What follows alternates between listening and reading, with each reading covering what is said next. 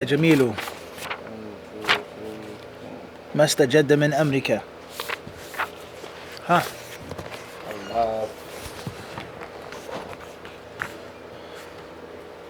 شكرا.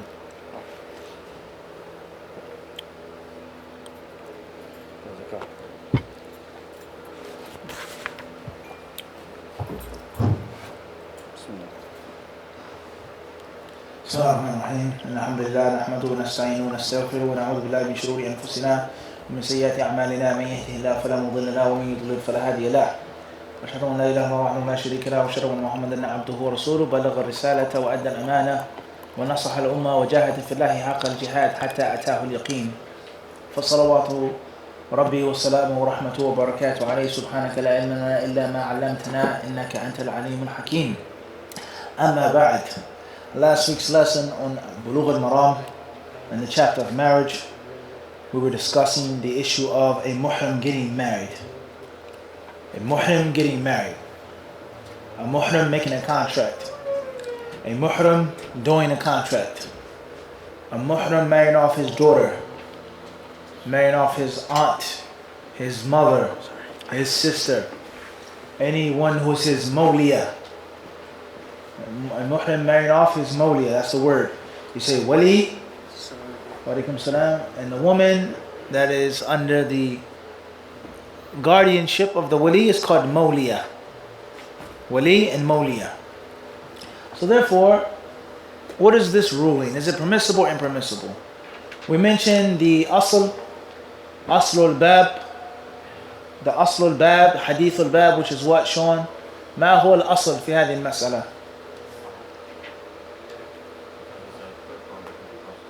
لا أصل أقصد يعني when we say أصل, the word أصل has many meanings, and it's very important for طلاب العلم.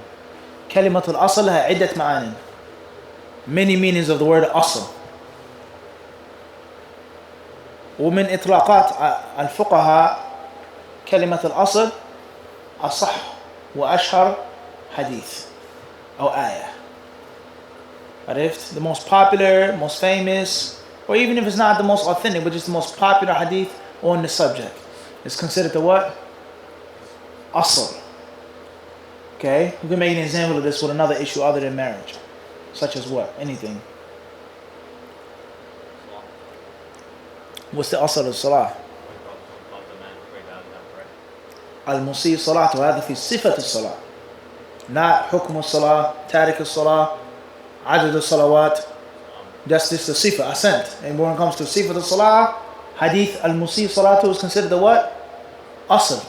And all the other hadith are considered secondary. That fill in the gaps, give further details, further supporting, etc. Now, so we said about a muhrim getting married or marrying someone off, the asl is what? The hadith of who? Uthman ibn al-As, ibn Mad'un.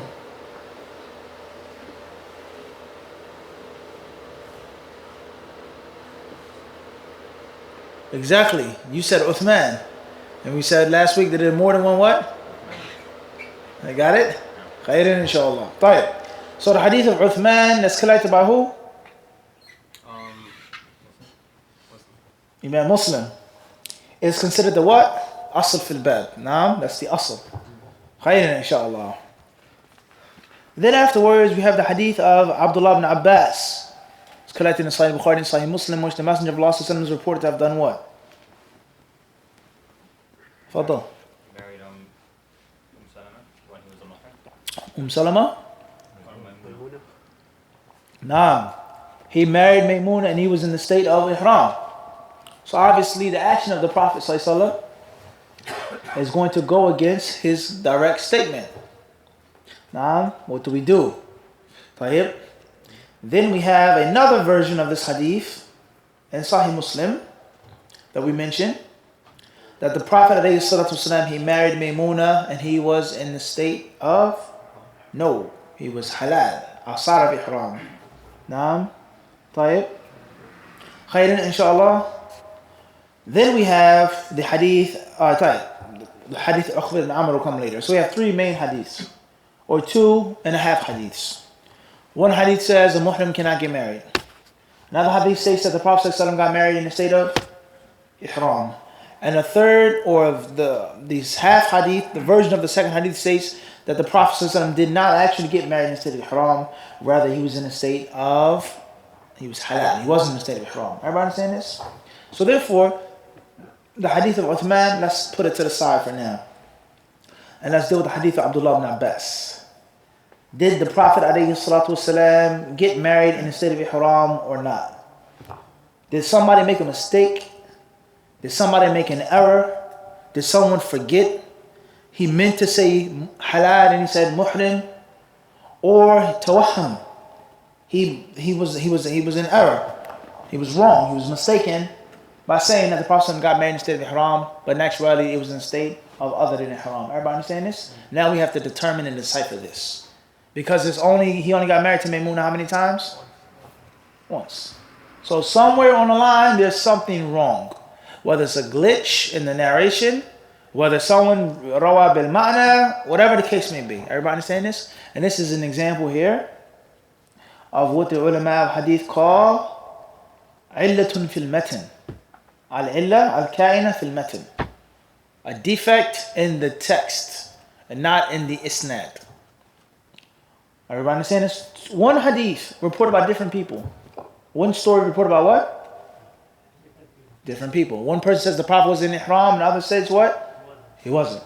Everybody understand this? And don't allow the hadith of Uthman to be so far-fetched from your minds. Keep that in the corner of your head. Which one, who's stronger in this tug of war? And then the two people pulling the rope, and then there's the hadith of Uthman. That the Prophet himself clearly said, You don't get married. now, this could be specific to the Prophet getting married to Maymuna in ihram. It could mean that it's only makruh and haram. Many possibilities. However, the hadith of Uthman is still what? It's there. It's still what? It's there. And that one little extra pull on the rope could be the determining factor of winning the game. Everybody understand this? The concept of fiqh and hadith science. We have two narrations. They're clearly conflicting. He only got married to Maymuna how many times? Once. It only happened once. Was he in the state of ihram or not? Everybody understand this? Who's right? Who's wrong?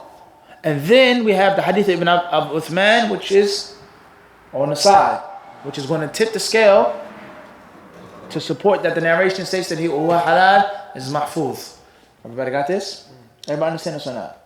So now the question is, when we talk about hadith sahih, we said in many classes before, Jamil, that there are 4 conditions for hadith sahih.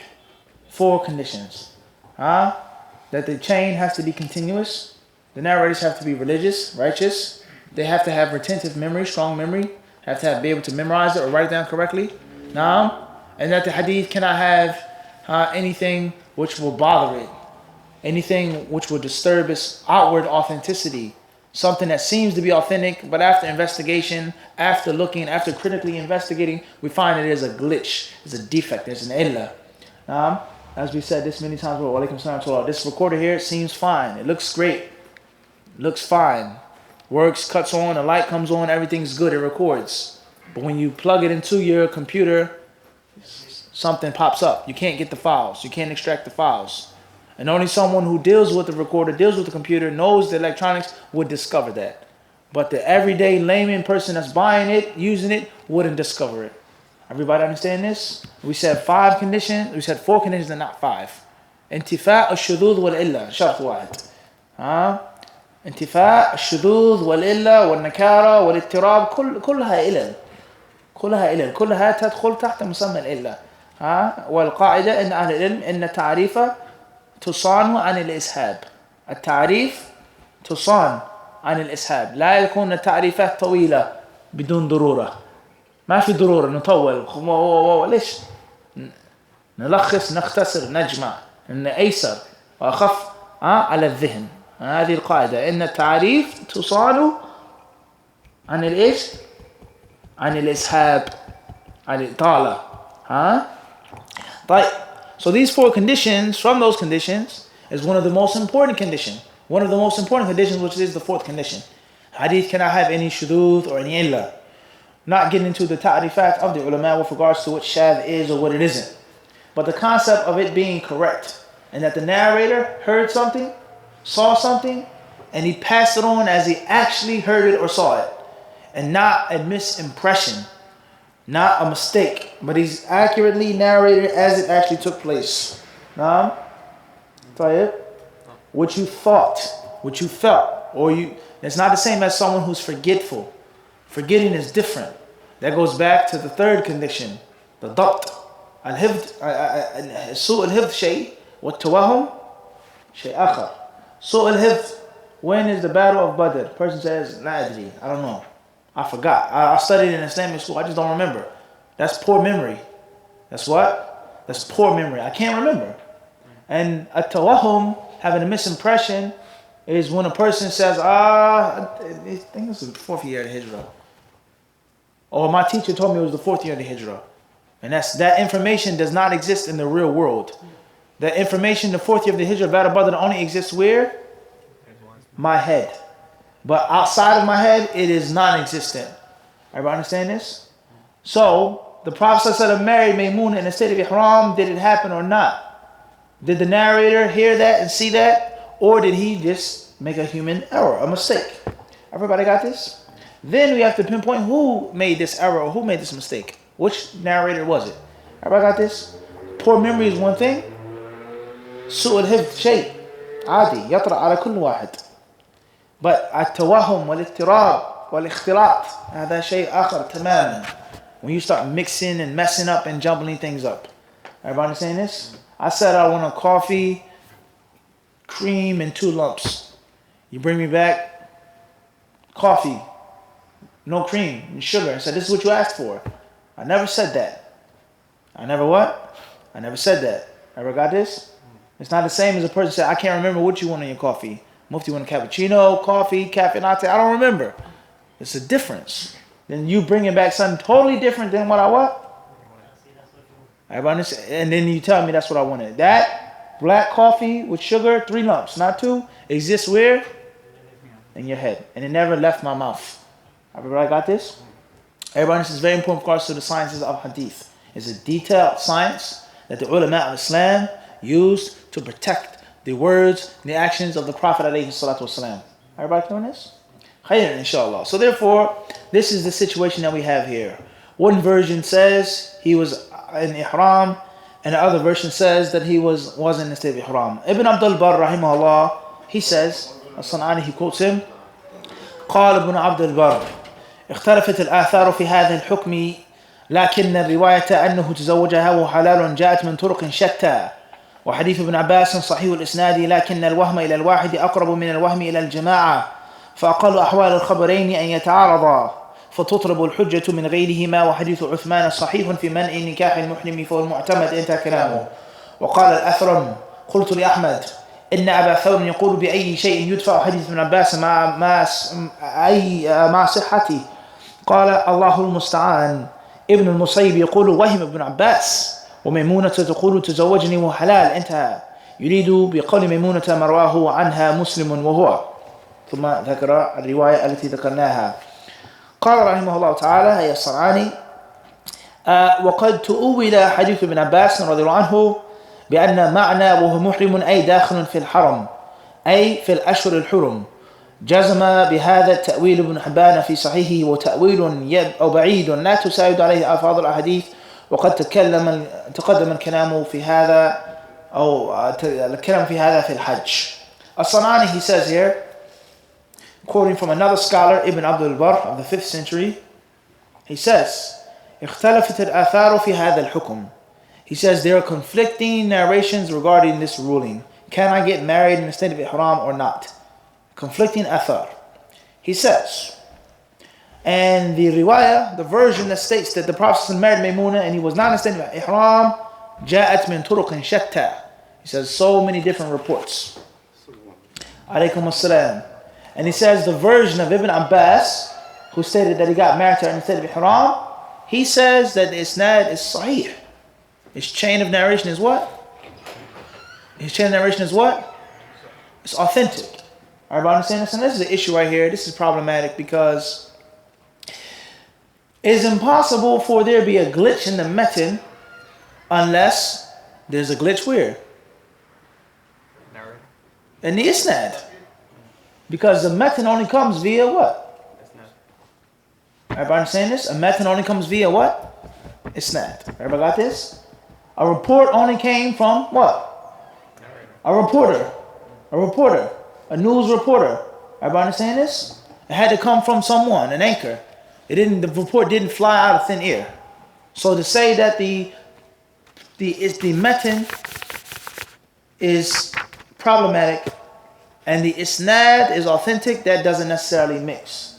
Everybody got this? Moving forward, he says it's more likely for one person to make a mistake than a group of people.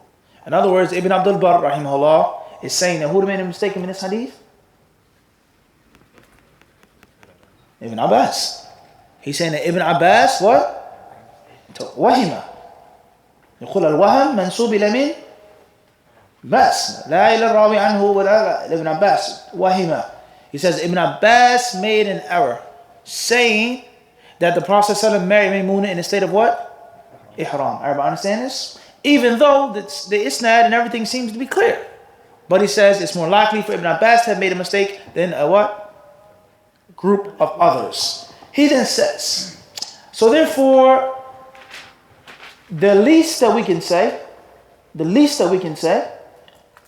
is that the two reports are conflicting. We don't necessarily have to say that Ibn Abbas made an error. That's the worst situation. The least is that the two reports are what?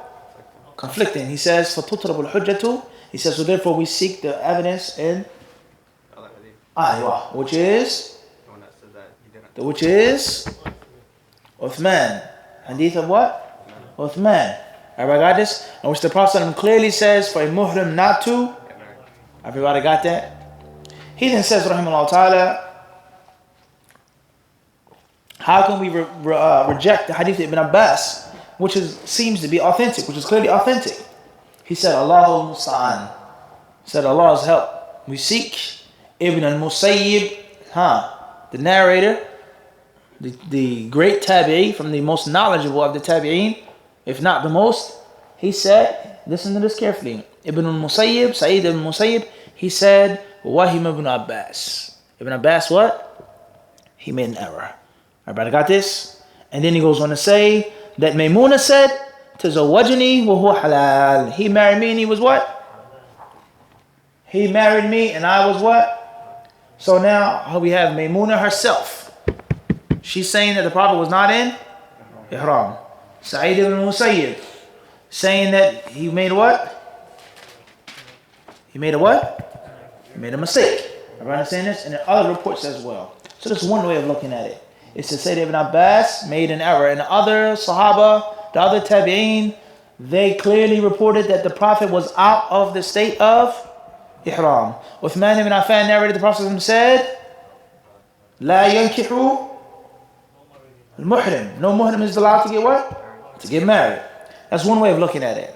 And that's how they يسمى مذهب الترجيح. هناك مذهب الجمع. نؤول نوفق بين الخبرين. He then reports Ibn Hibban rahimahullah, from the 5th century. He says that what's meant by the Prophet marrying Maymuna in the state of Ihram, muhrim, is that he was in the haram zone, or the haram time period, the Ashurul Hurum, the sacred months in Islam, and not necessarily meaning he was actually in Ihram for Hajj or for Umrah. Everybody understand this? Then As-San'ani rahimahullah, he then goes on to refute this and saying that that's unclear, that's not directly clear.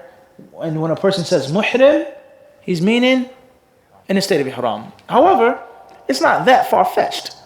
Okay? We say مثلا كيف أصبحت كيف أمسيت هل أنت الذي جبت المساء سيرت المساء ولا أنت إيش دخلت في المساء أنت دخلت في الصباح أنت محرم يعني ملتزم بأحكام هذه الأشهر وهذا المكان الذي قد حرمه الله. هذا يعني قد يقال ببعده لكن ليس كل البعد. عرفت؟ والتأويل والتوفيق في هذا المكان قد يكون أليق وأنسب من توهيم ابن عباس. لأنك إذا فتحت هذا الباب فتحت عليك يعني باب مشاكل، التشكيك والتشكك وهو إلى آخره. عرفت كيف؟ فيعني ينبغي يتنبه لهذا. قد أنا أقول قد، الله أعلم، قد يكون هذا التوفيق وهذا الجمع قد يكون أنسب وأليق في هذا المكان. عرفت كيف؟ One may say that this interpretation of Ibn Abbas is not, or of Ibn Hibban, is not that far-fetched. It's not that far-fetched. And it may be better than rushing, or not rushing, but saying that Ibn Abbas made a mistake and made an error. Because once you open up that door, there's all types of problems you have now. The Sahabi didn't lie. No one is going to say that from Ahlul Sunnah, from the Muslims. However, the Sahabi could forget. He's a human being after all. Maybe he did forget. Maybe he did make an error. And maybe Abu Hurairah made a mistake. And maybe this companion made a mistake. And maybe another companion. And next thing you know, we have what? 1,000 question marks all over the place. Everybody got this? But even so, as some enemies of Islam, whether they're Orientalists or the Munafiqeen and so on and so forth, they may talk about some of the Sahaba who may have been reported to drink. Some of the Sahaba, which the Prophet said between the man and the woman, he says, one of you is lying. One of you is telling a lie. Some of the Sahaba who stole. Some of the Sahaba who did this and who did that. Everybody understand this? However, there is totally theoretical. Is there a hadith in which one companion that wasn't known, that was unknown, that drunk, that stole, that made zina and reported it, and no other Sahabi reported it? Is there one report that is only specific and exclusive to this one Sahabi? Everybody understand the point we're trying to get to? Everybody understand this? Is that it's totally hypothetical. And this also applies to Bukhari and Muslim. It says you can't say there's nothing da'if in Bukhari and Muslim. You can't say that. It's totally all authentic. And if you do say that, then you're destroying Islam. You're ruining Islam. Right. We're not getting into the issue of Bukhari and Muslim, but as an example. Give me one hadith that is only in Bukhari and Muslim that is a major ruling of Islam. That is a major aqidah of Islam. That is from the attributes of Allah, the names of Allah, that you can only find in one of those two books. And there's no ayah, there's no athar, there's no hadith. Does that even exist? Everybody understand the point I'm trying to get to? For the person to make this danger zone, it's not that dangerous. It's not that, everybody understands? Because Islam is complete. Islam is taken from the Quran al-Kareem, Bukhari Muslim, Sunan Abi Dawood, the athar is complete. It's what? It's complete. Everybody got this? The point we're trying to get to? So we have to be mindful of that. Khairan, inshallah. Another fact that we get from this hadith is the ignorance and the fanaticism of those people who attach themselves to the pious predecessors. And they say that you can't differ with a scholar. Like I'm saying, so you can't differ with a scholar. If you differ with a scholar, then you love all of the ulama. You differ with one scholar, you've disrespected all of them. And that if you studied and if you've learned, you're automatically wrong if this scholar says that you're wrong. If he declares you to be incorrect, then it's written in stone that you're wrong. And if you don't have this, then they say you're disrespectful. So how could Sa'id ibn Musayyib clearly say that who was wrong? Who's more knowledgeable? Huh? Who's more virtuous? Huh? Who's greater? Who's bigger? La shak. Yet and still, Sa'id ibn Musayyib, when it came to something that he clearly thought was wrong and incorrect, he said, everybody understand this? So, okay, Tayyib, let's apply that to 2017 now. Here is Sheikh Jeremy, who's a great scholar. I've studied with him. I've graduated from school. I do something or I say something that I felt is right. I may be wrong, but I have the sincerity and I feel that what I'm doing is what? Is right, based off of what I've learned, what I've studied. He says, no, that's wrong. I say, yes, Sheikh, with all due respect, I read this and kada and kada and kada and kada and kada. What the proper etiquettes? And he says, no, that's wrong. And I say, Sheikh, I love you, I've studied with you, but I disagree with you, with all due respect. He says, la, you have to recant that statement. You have to take back that statement. You have to listen to me, you have to follow me, so on and so on and so on and so forth. So therefore, I'm stuck between two things now, or maybe three things. The first is respect and love for my teacher. The second is following what I have in my heart of yaqeen. I know that the Sheikh is wrong on this issue, in my view, of course. And thirdly, what the people want to say. You're going to differ with the ulama. Recant the statement. One brother, he said, just take it back. Even if you don't believe in it, just take it back. Even if it don't make sense, just what? The Sheikh said, just take it back. There's going to be islah if you do that. It's peace. It's going to bring the brothers together.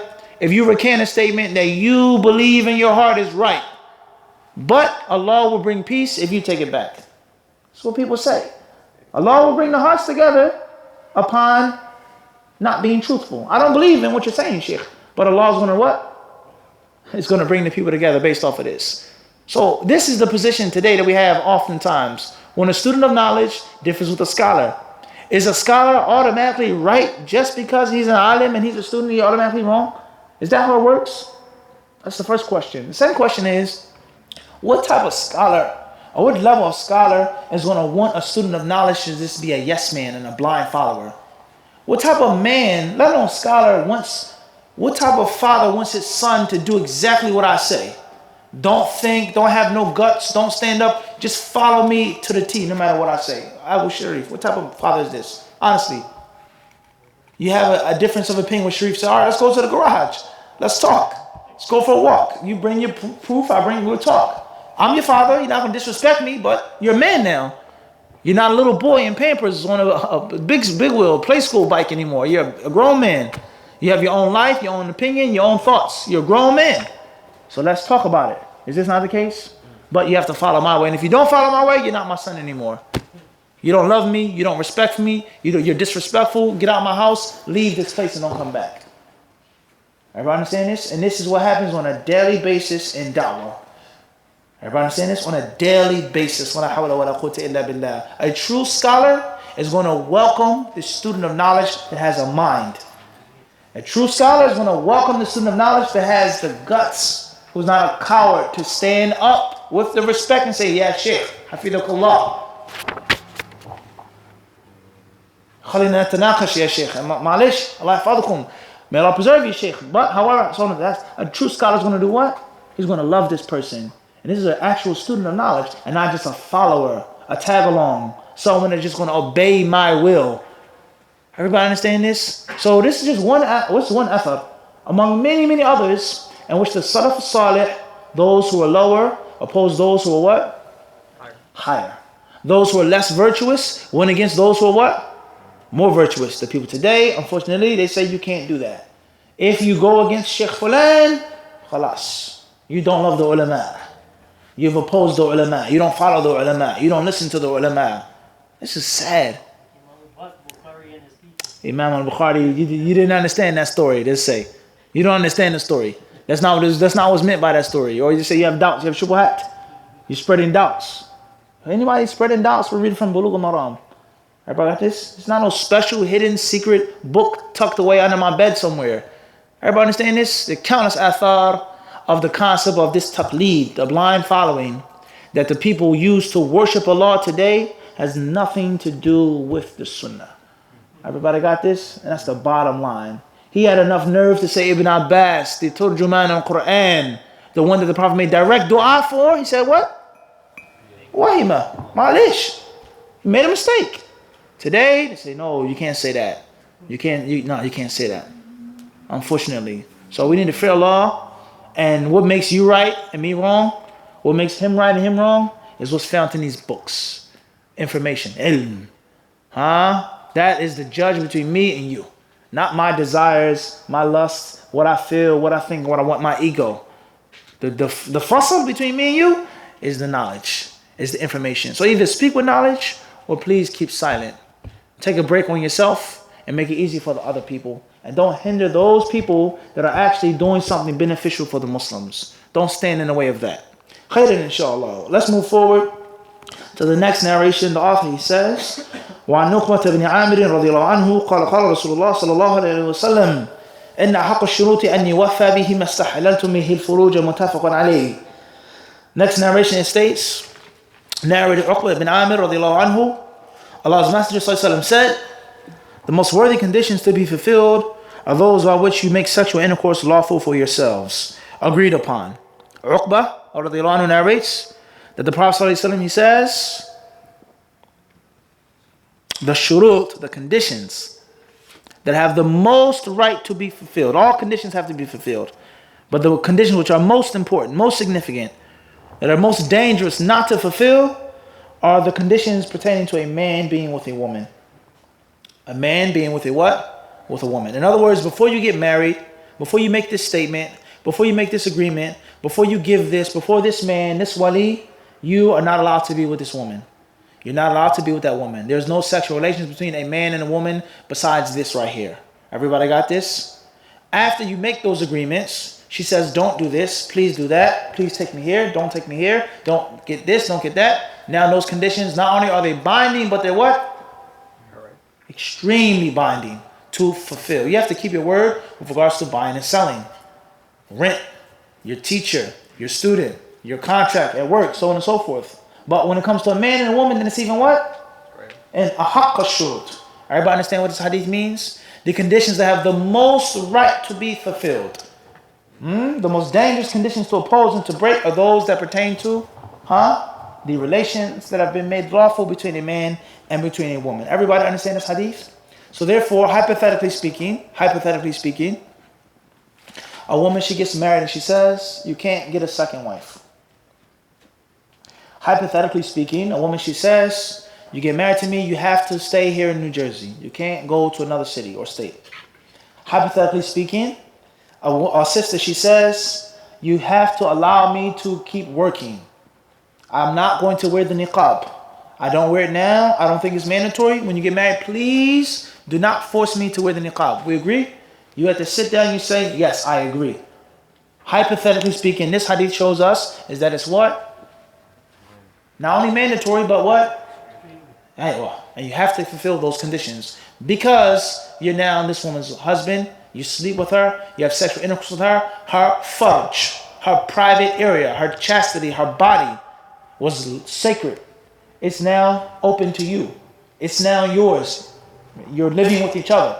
Everybody understand this? So once the moment that you took that, then you also have to take the honor. Everybody got this? Everybody understand this? This is what this hadith means. This is the الشرح الإجمالي للحديث. تصور العام ومهم قبل يعني التدخل في الأحكام والفوائد والاستنباطات وقال فلان وعلان لابد نتصور الحديث. كثير منا لا يتصور الحديث أصلا. يستعجل. لابد نفهم الحديث فهما صحيحا. Clearly understand the hadith. This is what the Prophet ﷺ is saying. Zina in Islam is so dangerous. Now, zina is so dangerous. A person can be destroyed and go to the hellfire because of his lust in his private area. Now, it's so dangerous.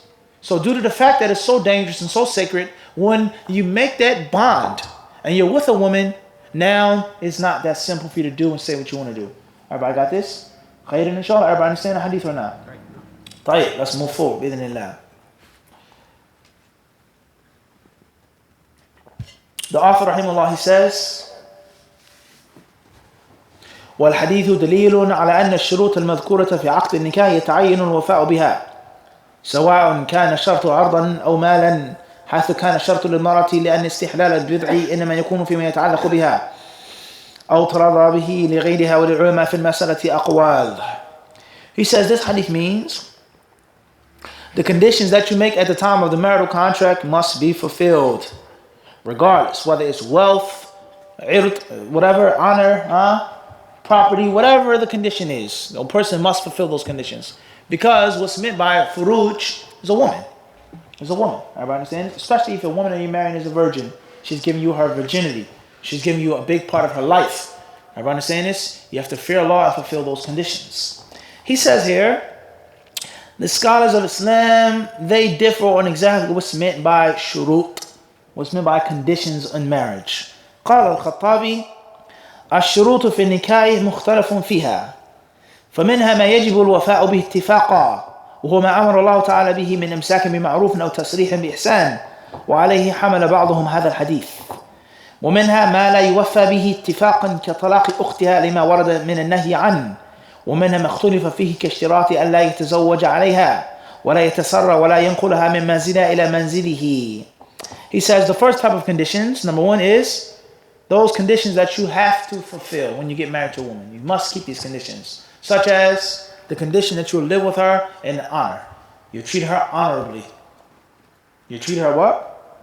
Honorably. Whether you say it verbally or whether it's known. I'm giving you my daughter. Obviously, I'm only giving you my daughter on the condition that you're going to treat her honorably. You're not going to beat her up and abuse her and treat her like trash. You're going to be a gentleman with my daughter. Everybody understand this? Secondly, if things don't work out between you and my daughter, la ba's, qadarullah, then you'll do what? You'll let her go what? Honorably. Things didn't work out. We tried. May Allah be with you. May Allah be with me. Salaam alaikum. That's it. I'm going to hold you. I'm not going to sign the divorce papers. I'm going to spread rumors about you. I'm going to send pictures of you on the internet. I'm going to talk about this. Nah, this is reality. In 2017. Not like these ulama back then. This is real. He's nothing. He was this. He was that. You lived with him all of these years. Or you lived with her all of these years. Now she was the worst woman on the face of the earth. And you start spreading her secrets. She's this. And I was patient upon that. And all of a sudden, mysteriously, pictures of her naked without hijab just pop up onto the internet. Somebody hacked my phone. Really? Everybody understand this? This is a reality in 2017. You let her go what? Honorably. There's no fighting. There's no, get out, go to hell. You didn't, la. Inshallah, we'll try to work it out. If it doesn't work out, assalamu alaikum. That's it. And this is such a simple concept in Islam that so many Muslims do not fulfill. How many times you have to cancel situations? Brother just doesn't want to let the sister go. Sister doesn't want to leave the brother alone. The brother's not married to you anymore. You can't call his phone and harass him and threaten his new wife. Who's with my kids and this and that. Everybody understand this? And the shaitan is very crafty and very nifty in this affair. Now, everybody understand this or not? The shaitan is very crafty. An ex-wife will call the ex-husband, and make problems. She says, I need to know who's with my kids. I need to know the woman that's in the house with my kids. Maybe true, but that's an excuse. Everybody understand this? Husband, he abuses the sister, calls the sister, who's with my children, this and that. Curses out the wali, beats up the father. It's a reality. This is haram. You can't do this. You agreed to keep this sister in honor, and if not, then do what? Let her go honorably. Not tie her up in your house, hold her hostage, which some brothers do. Wala hawla wala quwwata illa billah. Alright, moving forward. He then says, and before we go on further, it's not a joke. It's not a laughing stock. Wallah, it's not a laughing issue. It's real. Many brothers, they just don't understand the simplicity of Islam. The sister wasn't decreed, it wasn't destined for her to be with you. It doesn't mean that you're a bad person. It doesn't mean you're a bad man or a bad woman.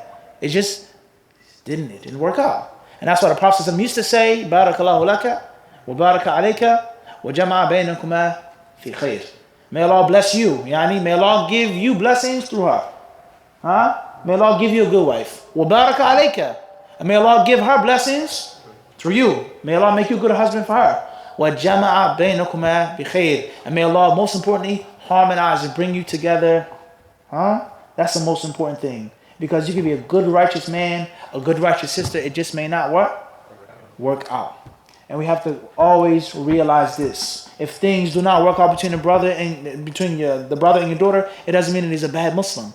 You don't give him salams in the masjid anymore. It doesn't mean that. He may have been the most righteous husband, and she could have been the most righteous wife, but it didn't work out. Everybody got this? Hold her honorably, or what? There is no in-between. There is no what? There is no in-between. Everybody got this? And that's a whole long lecture in itself. And it's very unfortunate among brothers and sisters. He then says, the next type of condition is the condition in which a person does not have to fulfill. Period. Such as, for a man to have one wife, he gets a second wife, and she says, you have to divorce the first wife.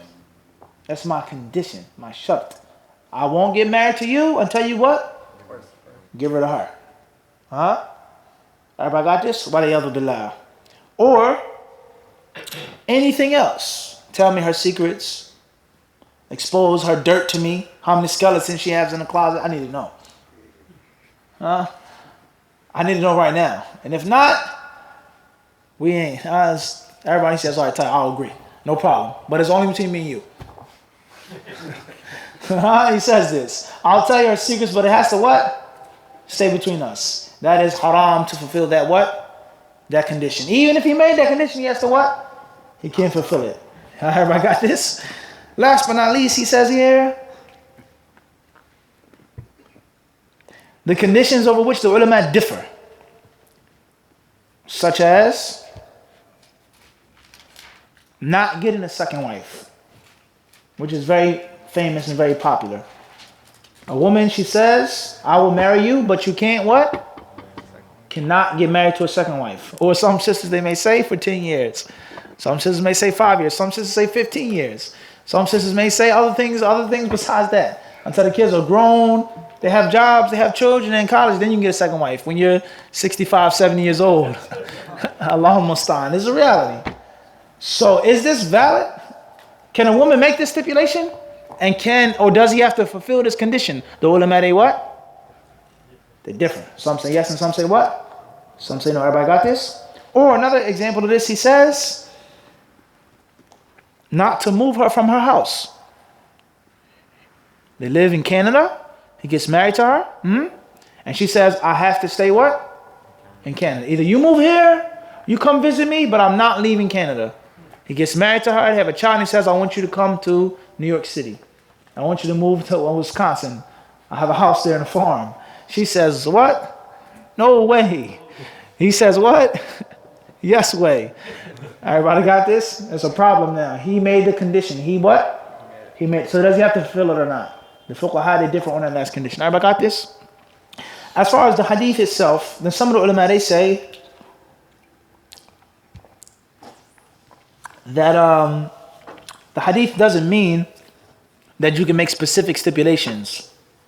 They say the hadith only means that you will keep her in honor or let her go in honor. Obviously, that's extremely problematic. Because if you say that's what it means, then that takes away all of the flavor from the hadith. What's the purpose of saying that? It's already known and established condition that you want to what? Leave her, live with her or leave her in honor. Everybody understand this? And the hadith is giving something what? Something more. And that if a woman makes a condition, you have to fulfill that condition. As long as it isn't from the second type. That clearly goes against what? No. That's totally haram. Such as divorcing the first wife. Or exposing the sins of the first wife. Or anything like this. Everybody got this? Moving forward, he then says, وأما ما يشترطه العقد لنفسه خرج عن الصداق فقيل هو للمرأة مطلقا وهو قول الهادوية وعطاء والجماعة وقيل هو لمن شرطه وقيل يختص ذلك بالأب دون غيره من الأولياء وقال مالك إن وقع في حال عقده فهو جملة المهر أو خرج عنه فهو لمن وهب له ودليله إلى آخره. He then says here, he goes on to speak about the mahar, extra mahar. The woman, she says, I want a gold ring. And there's another condition that you have to pay this, or so on and so forth. That's kharij. That's another discussion. طيب, moving forward. With regards to, can a man take the mahar from his daughter? That's another issue. We're not going to get into that right now. Moving forward.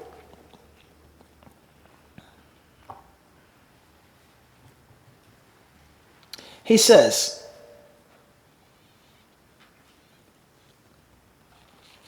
وأخرج نحو الترمذي من حديث عروة عن عائشة ثم قال والعمل على هذا عند بعض أهل العلم من الصحابة منهم عمر قال إذا تزوج الرجل المرأة بشرط أن لا يخرجها لزمه أو لزمه وبه يقول الشافعي وأحمد وإسحاق إلا أنه قد تعقب بأن نقله عن الشافعي غريب ومعروف عن الشافعي أن المراد من الشروط هي التي لا تنافي النكاح بل تكون من مقتضياته ومقاصده كاشتراط حسن العشرة والإنفاق والكسوة والسكنى ولا يقصر في شيء من حقها من قسمة ونفقة وكشرطه عليها أن لا تخرج إلا بإذنه وأن لا تصرف في ألا كذا والله على الظاهر تتصرف في متاعه ونحو ذلك. قلت هذه الشروط إن أرادوا أنه يحمل عليها حديث فقد قللوا فائدته لأن هذه أمور لازمة للعقد لا تفتقر إلى شرط وإن أرادوا غير ذلك فما هو. نعم لو شرطت ما ينافي العقد كأن لا يقسم لها ولا يتسرع عليها فلا يجب الوفاء به. قال الترمذي قال علي رضي الله عنه سبق شرط الله شرطها فالمراد في الحديث الشروط الجائزة لا المنهي عنها فأما شرطها أن لا يخرجها من منزلها فهذا شرط غير منهي عنه فيتعين به الوفاء. He then quotes at-Tirmidhi and others who quoted Umar radiallahu anhu, Shafi'i, Ahmed, Ishaq and others who say that as long as the condition does not go against Quran and Sunnah, then a man must fulfill it. Then a man must what? He must fulfill it. Such as moving me to another state, moving me to another country. As far as a condition which clearly goes against the Quran and Sunnah, you have to divorce the first wife. You can't get another wife. You're not going to split the nights up equally, so on and so forth. then they say what? Then those conditions are not to be what? Not to be fulfilled. Allah's shart condition comes before her condition. And then he goes on to mention the argument of those ulama who say that the hadith only means general good companionship. I will marry you with the condition that you'll be good to me. I'll marry you with the condition that you won't leave my house unless I give you permission. I'll marry you with the condition is that you will spend upon me, you will take care of me, all of my needs, so on and so forth. Those who say that, there is no doubt, as we said before, they're taken away from the what? The oomph of the hadith. Because that's something that's already known, that's already expected, that you're going to take care of me, that you're going to treat me nice, you're not going to beat me, you're not going to disrespect me. Everybody understand this? That's already established. So the hadith, if you say that's what the hadith means, then you're totally toning down the hadith. And the Prophet says the conditions that have the most right to be fulfilled are those pertaining to marriage. In other words, extra stipulations that don't go against Quran and Sunnah. Everybody got this? Such as for a woman to say, I don't want to leave my house. I want to stay here in this city or in this house. Does that go against Quran and Sunnah? No, it doesn't go against Quran and Sunnah. There's no ayah, no hadith saying that a woman has to leave Canada and she has to go and live in the United States. Everybody got that? Everybody understand that? There's no shart. That's not a condition. Or let's say a sister says, my favorite color is brown. My favorite color to wear is brown. And he says, I want you to wear a black abaya. I want you to wear a black abaya. Huh? She says, my favorite color is what? Is brown. If we get married, please don't tell me that I have to wear all black. She says, that's my condition. Is it mandatory to wear black? No, it is not. It's not wajib. It's not mandatory to wear black. So if she makes that condition, and he agrees to that condition, what does he have to do, Nizam? It's to keep that condition. Because wearing black is not what? Mandatory. Wearing brown is not?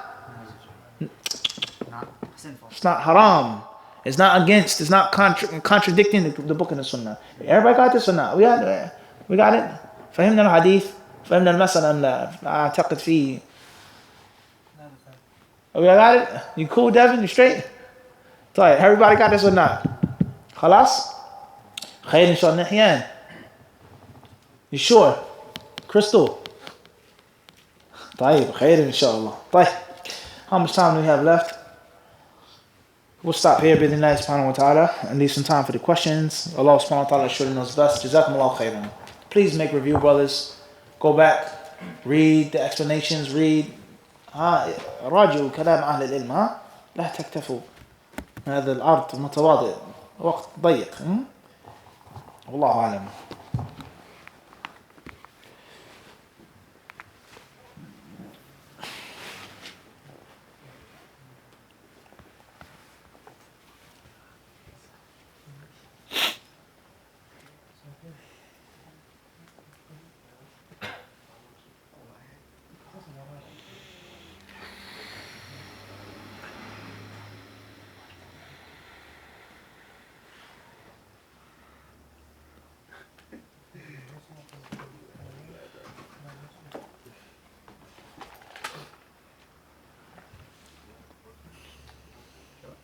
Allahu Akbar.